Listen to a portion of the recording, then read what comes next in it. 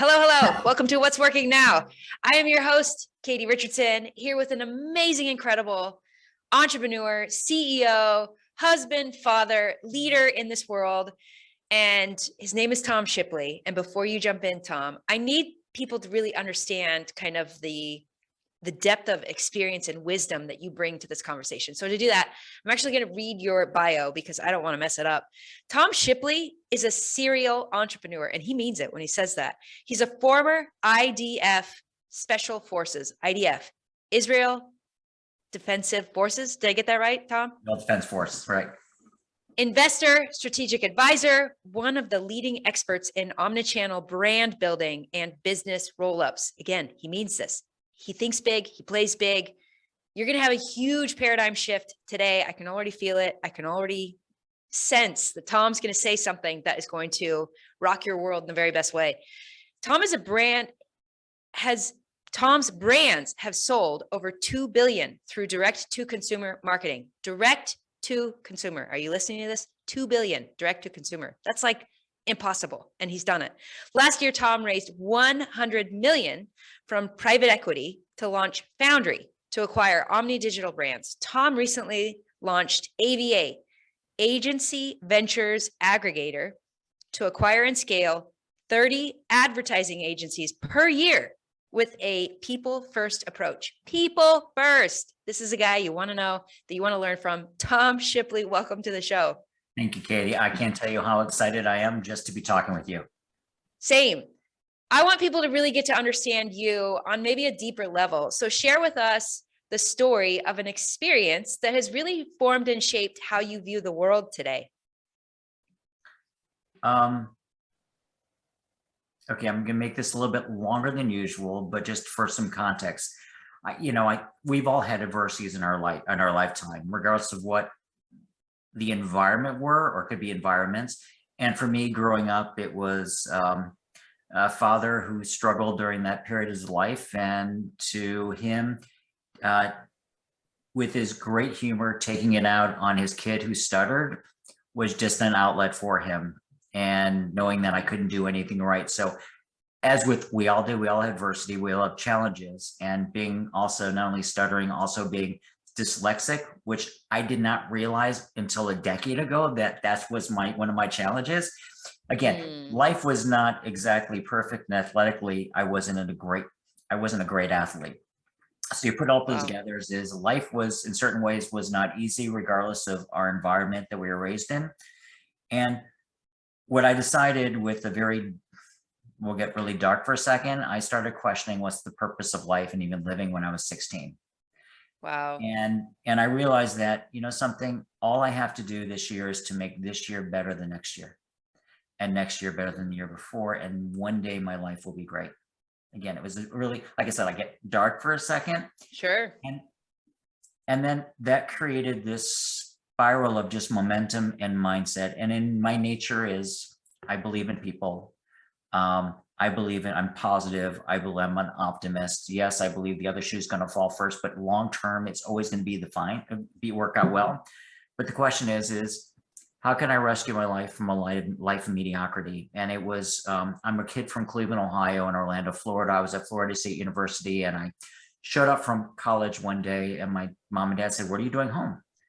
And I said, "Well, I want to let you know that this fraternity thing is kind of cool. College is going fine, but life is more than this. I want to have real impact in the world. I want to start really showing what I could do to the world and really helping out, and to have real impact." At the age of 20, at the end of the semester, I'm moving to Israel, and I'm going to serve in the army there. And my dad said, "Tom, I encourage you to wait till you're done with your college." He said, "Because remember this, you run, but you're not a great athlete. You know nothing about the Israeli army. You don't know the language. You don't know the culture. And so if they did take you in, you'd be pushing papers as a bureaucrat in the army." And I said, I took that challenge, and I did end up moving to Israel. When I moved, and part of it was not only leveling up and having impact, is to me, a life of mediocrity is almost a death sentence, to have a nice life versus having an epic one, as you teach and help so many people do. So I moved to Israel. I found out about the Army as much as I could, again, because it's intense learning. Found out about the Army, the processes, how you get in, what you do when you get in. I found out about the 3 top special forces unit. One of the unit's focus was to rescue soldiers and civilians wherever they were throughout the world. So, and I learned the first lesson about entrepreneurship is focus on the numbers you want to and not the ones you don't. So what I don't focus on is the probability of failure. So 170,000 soldiers in the Army, 60,000 combat soldiers, 10,000 soldiers apply to get in my unit. They pick 1,000 of us for Hell Week. Out of the end of Hell Week, there was 25 of us picked to go through an 18-month course, at the end of which there are 13 of us. Holy cow. But isn't that what entrepreneurial success is? How many businesses ever go over $1 million and last for 5 years? How many businesses ever exceed $5 million a year and last for 5 years? 10 million, again, the numbers get to be so infinitesimally small, but it's the same lesson. And what I also learned is that, which is what? Spell it out for us. What's the lesson? Is that, first of all, is you get outside of your head, create this vision and create this reality of what you want for the future. And everyone who says you can't, all the naysayers, is use that to fuel your passion instead of bringing you down to where they're comfortable and you're comfortable. If you're there trying to satisfy the people around you, you're going to live that life of mediocrity, to me, which is a death sentence. So create that vision, identify that thing, and make sure it's big. And we're going to talk a little bit in a moment about adding zeros to your idea. Okay. But once you have that vision, is then the question, what I had to do is develop the plan to get there. And then it was, you can't go it lightly. You have to go all in. And so in business, whatever you do, is the minute you pull back is where, and hold back because of your fear or concerns, or the fear about going in, is where you're already setting yourself for failure. So basically at this moment is, I didn't start the journey being the person that could succeed in this unit, but along the way, I became that person. I went through the motions. I went all in. I started following and learning as I learned.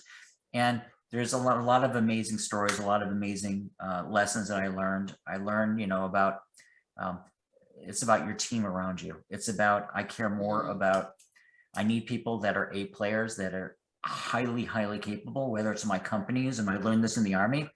But you don't need the best. You don't need the best college, high school athlete that is the top or the world's best in something, because typically they don't make it into special forces.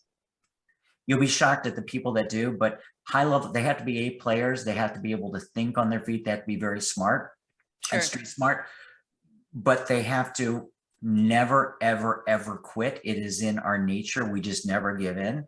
And there also has to be a high level of trust. One of the things they did in part of that Hell Week we went to is we hadn't slept for 3 or 4 days, and they finally let us down to sleep at like 2 o'clock in the morning. And then suddenly an hour later, firecrackers were going off, and they said, get outside. And we go outside, and they put us in this long line. They said, okay, we want you to go out 100 meters in the desert. We're going to time you on this. We want you to go there in the dark. You'll see a phosphorus nightstick. We want you to jump down, do 100 push-ups, and then run back, and we're timing you on this. Okay. So we did, when I got there, I went and did 100 push-ups. I went, wait, was that 99? I don't know. So I went and did an extra one and came back.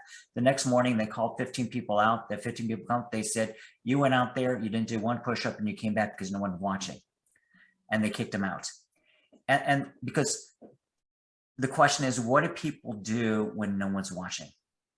And that's the ultimate measure of integrity. And from us being in small units where we're 1 to 3 people doing rescues, wherever it is you have to be able to trust your teammates, and that's critical.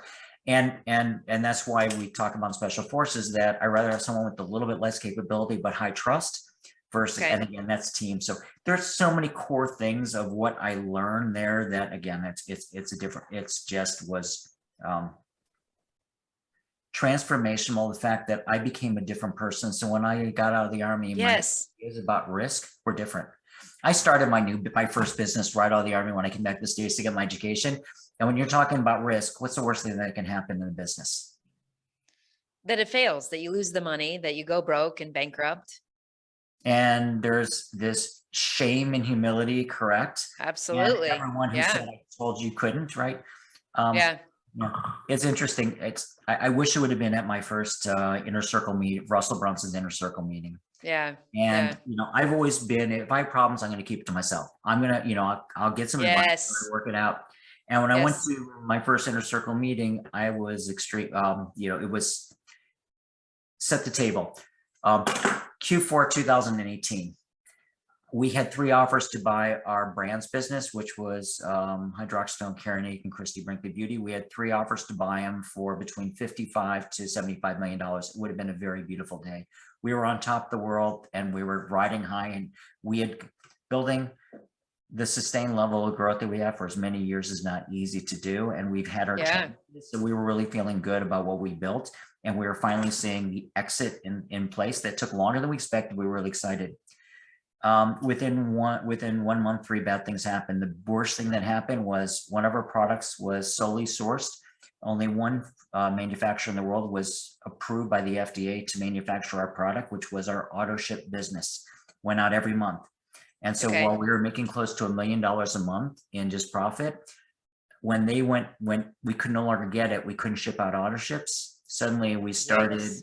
oh yeah, there went the business. So we couldn't even cover our, before overhead, we were break even to marketing. So suddenly we were hemorrhaging $100,000 a month, losing Yikes. $600,000 a month. Our bank, basically, who has our line, and our lender basically said, we're cutting you off, we're shutting you down. And Yikes. that's when I went to the inner circle meeting.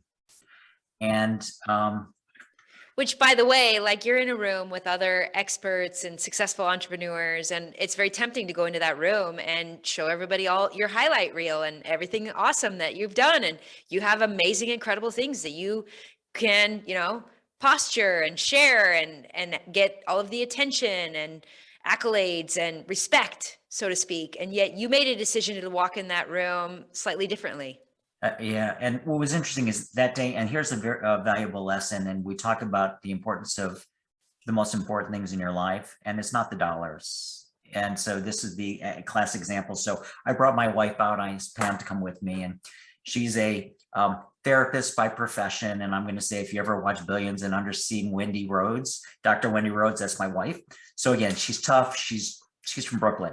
So we're taking this great run on along the Boise River. And it was one of those days where it was cold and you feel that mist. It's almost like, feels like spit. And we're running along. And I said, okay, can we go to a very dark place? And she said, go for it. Let's go. And she said, you want to go through the conversation? I said, I do. She said, okay, what's going on with the business? I said, well, you know what's going on. She says, tell me. So I shared with her again. And she said, okay, so what would happen if it doesn't work out? I said, first of all our employees lose their job. There's 1,000 people in our ecosystems, which will also be out of work. I said, there is basically, we lose everything. I mean, not only the business and our income, we're personally guaranteed. So the house, all of our assets are gone. I said, and then because the way we're structured, there'll be an IRS bill due and we'll owe money to the IRS. And she said, and then what? I said, we may lose the cars. And she said, and then what? I said, moving to an apartment. And she said, and then what? She said, and where will we 5 years ago? I said, probably having an exit, looking at a $50 to $75 million exit opportunity, whatever business we're into. She says, so what are you worried about? That's an amazing woman, by the way. Sorry, just I get a little emotional to have someone, Pam's my ride or die girl. She's been there at the beginning. We've been through all these cycles, and to have someone that has that level of faith in you is just powerful. So anyways. And you highlighted something right there, though, which is there's cycles to business, and there are times when we're riding high and things are amazing, and it just feels like we're just winning constantly. And then there are times, and it just takes a couple things to come our way, and all of a sudden we are facing the real possibility of losing all of it, all of that work and effort and time and energy, and not even just personally. You highlighted the fact that 1,000 people would lose their jobs. That means 1,000 families are scrambling and trying to figure things out. Like, that's a lot of responsibility that we take on as an entrepreneur. And you carry that weight. Yep, we do all the time. So, so that's, if you ask me, what are some of the turning point stories? And I'm going to share this with you. It's like, people might say, okay, you opened a loop. What's the closing loop on that?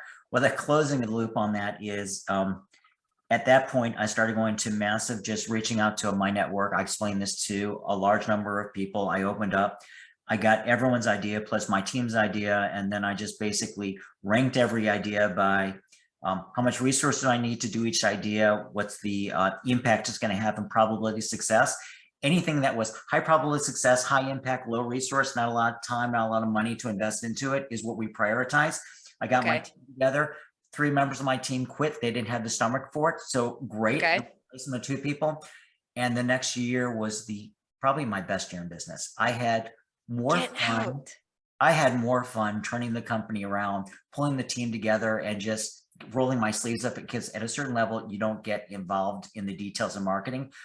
I got to just go back in my own playground and watching us turn the business around. It was just, and we had actually sold the business last June to a private equity group was the final thing. But Tom, I didn't know the rest of this story. That is so incredibly inspiring. What were some of the, by the way, thank you for sharing that process that you went through of like listing out all of the possibility, reaching out to experts, getting ideas, listing it all out, prioritizing, handing it over to your team. Let's prioritize these things. Let's execute these things that are least amount of effort and investment with high return. So smart. What were some of the key things that really made the difference and helped you turn the company around? Well, first of all is, and we focused on what are some things we can do in parallel. So first of all, it's about you analyze your problem is, do you have a traffic problem? Do you have a conversion problem? Do you have a conversion problem? You have an order value problem you try to identify. Is there any, or cost structure problems? So basically we assign different areas, different people and such. So, and by channel. So I said, okay, we're running TV ads. Let's increase, the quickest thing we can do tomorrow is increase the conversion in our call center. So I sent one of our employees, I said, you're living at the call center and here's the programs we're going to implement and here's what we're going to do for SPIS and we're going to focus on conversion there. I said, now most of our business is online. So let's start looking at the whole funnel. Analytics were a little bit rough. So we said, we're going to invest money and time into making sure we have tight analytics immediately. And okay, let's start at the same time testing our offers, testing our cross sells and upsells. Again, increasing our average order value, and upsells and cross sells are typically the low hanging fruit that's there. And then doing massive change testing, A, B, and C testing. We have enough volume that we can do 3 different creatives in one time, and running creative tests to increase the conversion on it, looking at every phase. But again, ultimately you need to have access to the data and be able to understand and rely on the data as you're making these tests and what the results are going to be. Some things like I want to slow that down. That's so valuable. I think as entrepreneurs, we have this idea that the product's selling and it's working. I just need more customers. And rather than jumping to bringing in more customers, you said, how can I take the existing people who are engaging with us, expressing interest, showing an interest in the product? How can we optimize each of those touch points so that there's a greater conversion with the existing traffic rather than running and figuring out how to generate more traffic? That was the low hanging fruit, right? Yep, it was conversion and then ticket. Yeah. And at the same time, I went and I called Ryan Dice from Digital Marketer. I said, if you were as life or death and you have one bullet left in your gun, if you have one shot and you needed to pick a media buyer and an agency to do all your media buying and your life depended on it, who would it be? Wow. So he introduced me to that was a high value question, by the way. That was a very high value question. And because basically because we also had a cost. If we can basically reduce our media cost per order, our CAC, our customer acquisition cost, and then we can buy more media. And again, that starts opening up from the traffic. So good. No, and so again, it was different pieces that we went through, and from there so we started with them, and they were incredible, and they immediately started having impact on the amount of money we're spending. Again, drastically increased it because they were able to reduce our customer acquisition costs. Okay. We had then we started testing then we were able to test a lot more creative. And then I found a great creative shop several creative shops to give us more creative. Again, all part of that process of traffic, conversion, ticket. Those are the 3 main things we focused on, while our operations team was looking from a cost perspective about where there are opportunities to drive down our costs from cost of goods sold. So you didn't like scrap everything that was currently going on and saying, this is all garbage. We've got to rework everything. What I'm hearing you say is you took a more detailed look at your sales process and you were making lots and lots of little tweaks, which when you add up all of those little tweaks, it created a significantly greater result on the other end. Yes, and then I tested brand new offers. Again, you have to Okay. test pool, and then we tested new offers. When the offers worked, we generated significant customer flows and really nice again. And I looked at it. The criteria I put to my team is if it cannot generate a minimum of right now $50,000 contribution per month, we're not looking at it. Let's not spend any time on it. So again, you have to set your threshold based on your size of the business and what's meaningful. So when we're looking at offers, because that's how you avoid shiny object syndrome. Probability of success, what is the risk here, but will it really drive that level of profitability? And it helped us from identifying what projects we want to address. And then every week we look at our pipeline of projects and we reprioritize. Because as we learn things, the same decision we made last week might not be true today. And another opportunity you thought was long-term could be right now the opportunity in front of you. So not that I want to change the projects. You have to be very careful with your team. They cannot be, shit, what are we doing this week? You have to be very, very deliberate about ever changing the priorities of your team because there's a cost to that. But as you're just saying, what's next in queue, keep on working what you're working on. But what's next in queue, let's make sure it's the biggest impacting thing based on learnings that we did this week. It's creating this environment of continuing learning organizations. It's creating an environment where your people not only have the ability to challenge you, they feel they have a responsibility to challenge anything they feel is not true. So good. I mean, there's so much behind that. Tom, as you're sharing all of these examples, I'm noticing a theme, which is you're tracking and measuring all of the different areas of your business. And sometimes there are some areas that do have very specific numbers. And then there are other things that aren't as easy to quantify.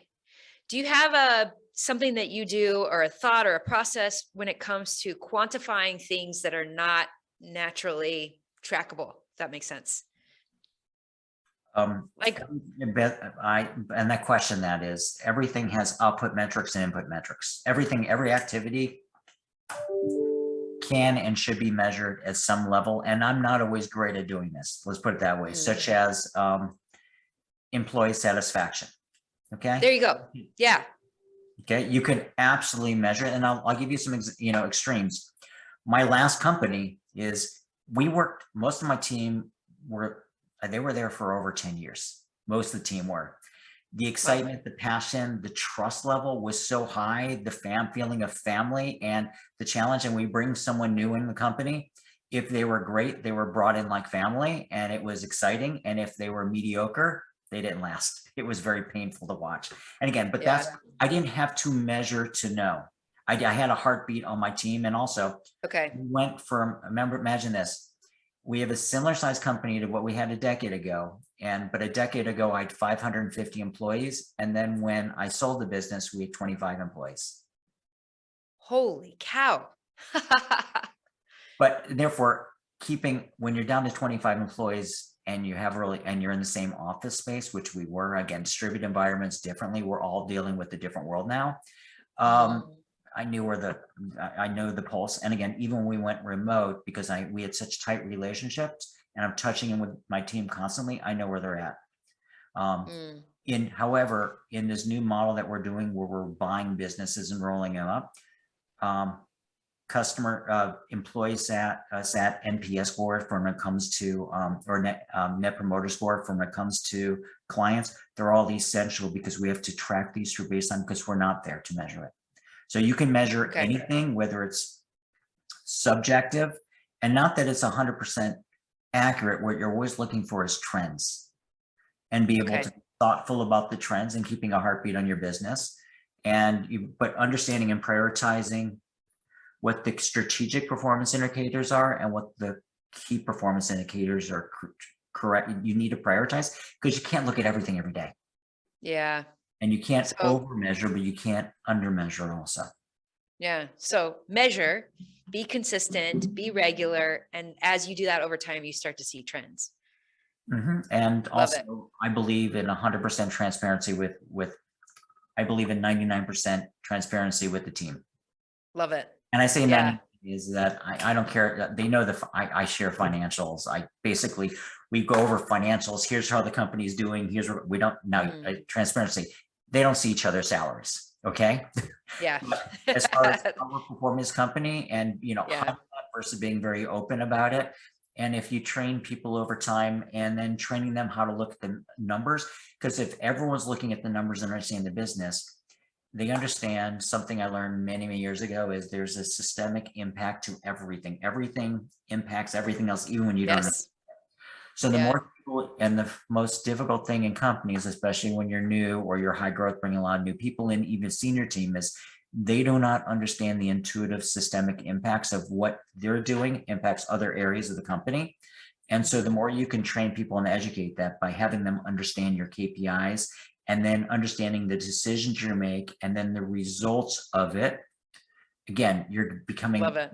it's that knowledge base of not only information that you store, but also the knowledge base of how your team processes information. That's the power of a company. Wow. Love this. I love hearing how you're really empowering your team and you don't have to be the overlord who has all of the answers. You're really empowering your team with the information, the visibility that they need to be decision makers as they're there, boots on the ground, making decisions. And you've worked hard to develop trust in you and in themselves. And this is a theme that I'm seeing with you is relationships matter to you. And what are things that you have done to develop this relationship with your team? And alongside that, how do you not go too far in the development? Or is that possible? Can it be possible to become almost enmeshed with your team? How do Yes. you have a connection, have that relationship, but not be enmeshed with them? In the Army, we're taught this when we get in the Army is the commanders in Hebrew, they say the word distance. Obviously they got that from English, distance. There's a little bit of distance your commanders will always have from the soldiers. Okay. And I'm going to say that is with my teams, there is that little bit of distance is there's things about my personal life they don't need to know about. And there's things about their personal life I don't need to know about. If they need it, we have channels we can handle. I can be an ear for them, but I'm not their therapist. I'm not their best friend. I'm giving them a safe environment. There was a woman who worked for me 20 years ago, and she came to my office one day and she said, Tom, I have to thank you. She said, you gave me the opportunity to be a manager here, a customer service manager. And what I love here is that you don't know this, but my life is extremely messy outside the office. The fact that when I walk through the door, this is who I am. This is my identity, and I'm another person. And I can leave that all at the door and be me here. She said, it's such a gift for me. Wow. And so, creating those environments, there's different ways of doing trusting. You have to, and you can't fake it. You have to care about your employees, period. You got to care about their well-being.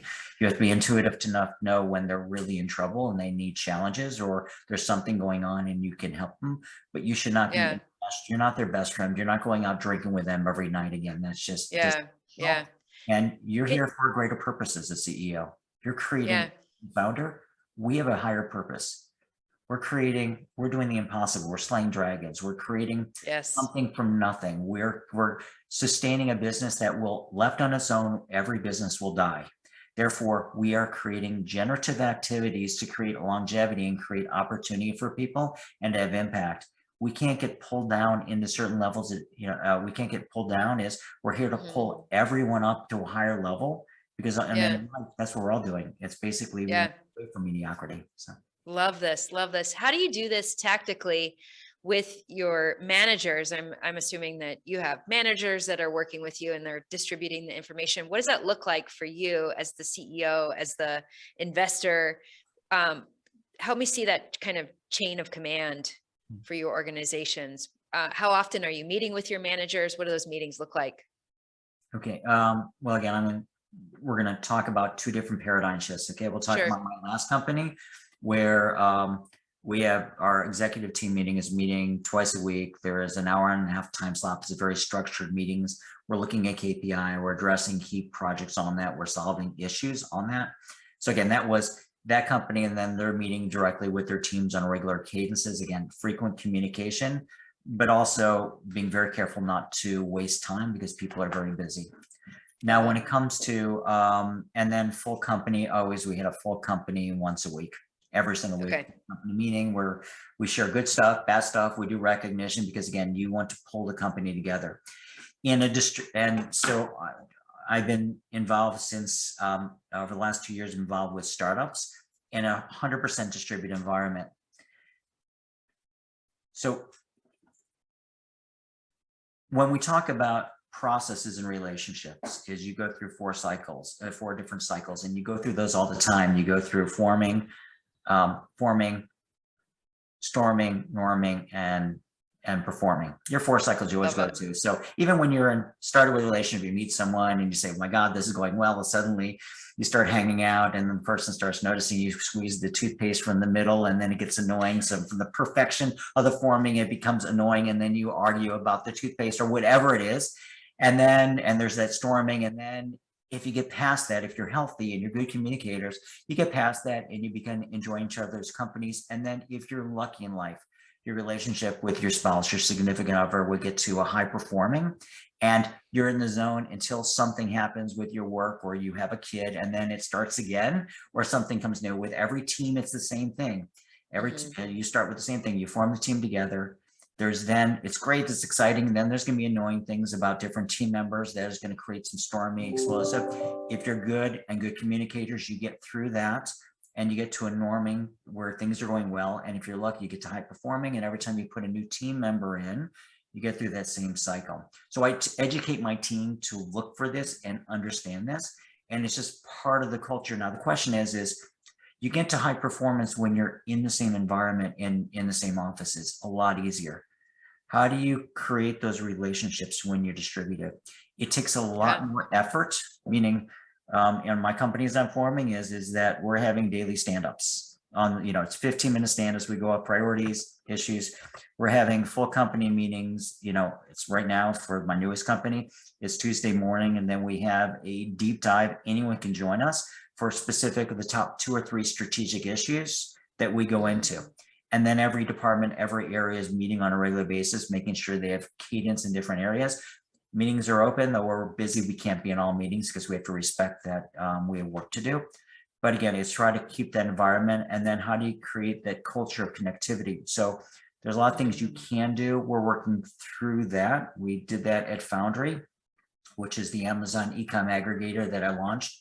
And then in October, I hired a CEO. That was my final thing to do there. And then I went on to my next business opportunity. And we're doing this right now with Agency Ventures Aggregator, because for us, we're buying 30 companies a year. And these agencies are all people businesses. Culture matters. And if we think about it is, technology will change, patents will go out of date. The biggest competitive advantage that any company has is this culture. You have to be thinking about this in advance. So when we create a company, before we do anything, we talk about what is the culture of the company and we define it. And then we talk about what artifacts we're creating to memorialize this. What activities are we doing to making sure that we ensure this culture, and what are non-negotiables, and be very clear what the non-negotiables are and how we do this. So we do this now with every company I create, along with the strategic plan with the roadmap on what we're going to do. But this is the key competitive advantage for any company is culture, because if you have a great, healthy culture, you'll solve problems faster and you'll move faster. So good. So good.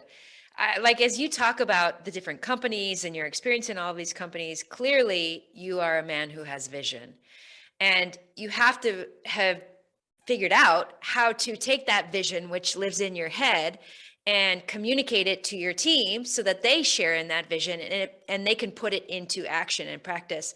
What are some things that you do to take the vision that you have, the things that are so clear and obvious to you? What are ways in which you share that vision with your team that you have found to be effective? Everything is deliberate. You share the vision on a regular basis. When you have opportunities, you get together, you share different parts of it, and you connect your activities. What's really important is connect the activity and the frequency. Frequency. to the vision. So And good. you have to do that connection. Yeah. Like when you're talking about recognitions, if you say that here are the 4 principles that our company is based off of from a culture perspective. My last company, it was Foundry. It was something that I learned in the Army. Taught my kids when they were little. I said, when you see a hill, you take the hill and you take it with a smile. So one of the mantras we were talking about is how do we recognize grit, which is so essential, is take the hill. And so we had to take the hill awards. Again, what you want to do is, if you do create a cultural Bible, the fact that you had a document, you put it in a drawer, I never used it again, is you just showed a lack of respect and a lack of integrity. If that's what you do, is you just spend time, create a culture, or you have your HR department here's our culture, you put it in a drawer. You have to make it simple and easy and make it part of the culture and reinforce that through your activities. So good. So again, that's part of it. And that was so good. Yeah. Like what I'm hearing you say is you don't just paint the picture once and walk away. It's when you're having meetings, when you're having interactions, you're teaching them more detailed understanding of the vision, and you're attaching it, connecting it, helping them see why that's related to the issue that's at hand right now that they're frustrated with, that they're trying to navigate. And you show them how to utilize this vision to maybe even solve their problems. And you're creating rituals and practices and awards to reinforce the vision and help them better understand it and keep them focused on that. So good. So good. I love it. The other thing that the question is how can you get every team member to think like a CEO? Because one of the challenges that you and I were talking about before is we're all people. When it starts to us, is that we're all meant to learn from mistakes. We're all meant to learn when you put your hand on a fire and you burn yourself. Oh, I'm not, your frontal cortex. You learn lessons. Basically is, oh, we're not going to do this anymore. We're going to protect ourselves. The problem is the longer we're around, the more lessons we learn, the more prominent our reptile brain, our protective brain is. And we get these mental models or loops. And the problem with the loops is they protect us, and it prevents us from thinking big. It prevents us from looking at creative solutions to things. And how can you take undo the loops, open up people's mind, understanding their potential and the potential of the company, and learn to question everything from fundamental assumptions and including what is possible. And if you can do that with your team, you have a different organization that's on fire. And in this environment, the one thing people want, in my opinion, is who wants to go in a job and check in and check out where suddenly 10 and 20 years are going to pass, and what the hell did I do? People want to be something bigger. They want to be part of an environment that's on fire, where they're learning, where they're growing, where there's passion, where they're challenged. And again, our responsibility as a CEO is to create those environments where they get to learn, they get to grow. And even if they're on our journey for 6 months, a year, 5 years, or 10 years, when they jump off our train, they're in a better position to do something even more impactful in life. And our responsibility as leaders is always support people in the next transition, the next jump in their life, whatever it is. And because, again, this goes back to some personal beliefs, is I hope 40 years from now, I'll be looking back and saying, what are the greatest accomplishments in my life? And I can promise you this is not the amount of money I have in my bank account. To me, it's how many lives that I've impacted in a positive way. And therefore, that's that, and my girls, my wife, my 2 daughters are my why. Well, this is a theme that I'm seeing with you as well. Like, people really genuinely matter to you. And, you're a big thinker. You ask big questions. You add way more zeros at the end of your targets than most people would even dare to do. And, you're doing roll-ups and generating 30 plus companies, just agencies a year. You're playing a really big game, Tom, and it would be easy to get sucked in and have your whole life be consumed by that. And yet you do prioritize your relationship with your wife and your beautiful daughters. So what are some things that you do to help you have this balance where you can impact significantly people through your business, and at the same time, you're actually in your home, you're having real conversations with your wife? What are some things that you do to help you create that balance? I'll share even things I don't share because it might make people uncomfortable. But I've been with my wife for 35 years. And so we started with nothing and we've been through everything together. And every day I wake up and I turn to Pam and I say, what can I do to make you happy? Mm. Not only reinforces for her my priorities, even verbally saying that, it reinforces it for me and make sure Yeah. that I'm focused in the right way. And I think in my daughters in the same way. So again, from an anchor, there's structural things that I do in my life, whether it's my date night that we've had for forever, that is, again, that's non-negotiable. Our structure for the week, our time together. So creating those structured times and understanding as a husband and as a father, our responsibility isn't to get any reciprocity from our kids or our spouse. Our responsibility is to give and be there unconditionally. And I was not always perfect at this. God, do I have my faults and my issues that I have. I remember that my oldest daughter was in college and I used to text her, and it was 1 out of every 10 texts, maybe I get a response. And I got to the point where I was just pissed at her. I was angry. I was saying, I'm giving her this life and how little respect that she has for me. And that was my attitude. And it just wasn't the same relationship. And then without going off into another story, I heard someone just crystallize this through an example, what he did in his life. And what I did is that day I said, my job as a parent is just to show up and I shouldn't expect anything in return. And almost as if she felt that through text. Yes. Our relationship changed like this. And she knows, and our relationship so now good. Beautiful. It's just so close because I just showed up as being someone different. I guess she felt in my text, in my conversation. My girls also know that if they call me, I drop everything. Wow. If I'm on an important call, I let them know I'll call you right back, but then I do. And again, if I can jump off just to hear their voice, I will. They know that I'll do anything in the world, and them knowing that I'm there unconditionally is big. So those are all the little things, bigger things that I do, and in structure. And I'll share this with you that with my first business, I was all in, but all in with time. I was working 100 hours a week. I said, well, let me compare the hours I was putting in the Army. This is nothing. Okay. And so therefore Thursday nights were all nighters. I did Thursday nights or was all nighters in the Army. I said, I'm going to do this in my business also. And then we had 2 daughters at that time, and my wife met me and in a bar between my office and where home was, because she went to have one-on-one discussion with me. And she said, this is just not working for me. Wow. And she said, I need to be able to count on you. And this goes back 20 something years. She said, I need to be able to count on you when I'm going to have you and be with you. Otherwise, this is not working. And I went, wow, shit. And all it took from that point in time is for me I gave her the same amount of time, but I became structured and consistent, and she could always count on that. And she knows she was a priority. The other thing is, even though I could buy her birthday present and her holiday presents last minute, doesn't mean I should. She used to check the receipts on it. She knew that I bought it on the way home. So when I started doing things deliberate in advance, little things have bigger impact. Wow. The other thing, it's a totally different topic, but I know we're almost out of time. And I think it's one of my most important messages, if I can share this, is yes. And it was my epiphany that I've had over the last 2 years, because I've been, and I still get stuck. I get stuck, mental gap. It basically limits on what I view as what's possible, and I get stuck.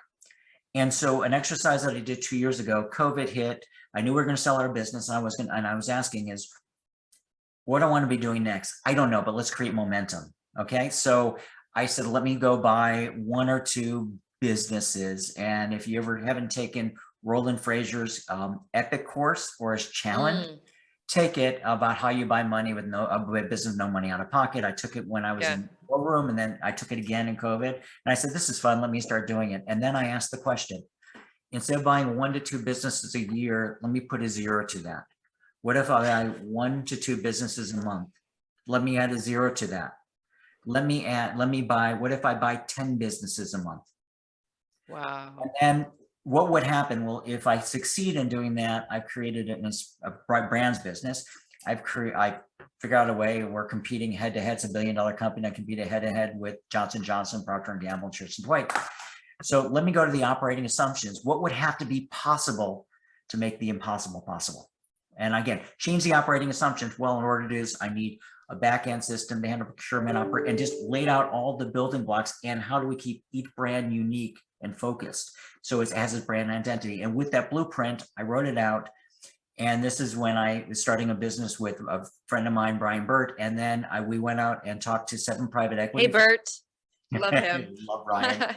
7 private equity firms, and we got 6 term sheets between $50 to $150 million. And I put 2 together with $100 million, and that's how we created Founder. It starts with thinking big in the vision, and the secret is it is easier to accomplish something big than something small. Me raising money for $1 million business is tough. It was easier for me to raise money for $1 billion business.